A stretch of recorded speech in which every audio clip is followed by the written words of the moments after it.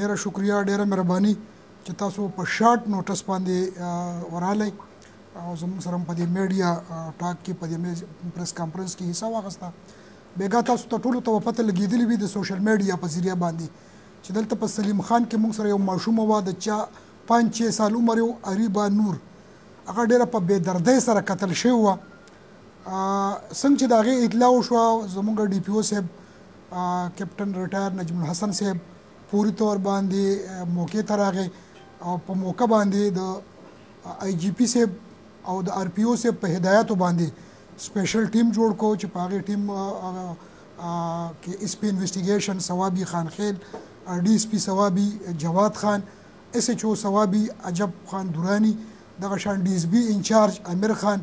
ورسره نور عمله ټیم کې شامله کړه. د لاش برآمد کېدو نه بعد ټیم چې دی نو ټوله شپه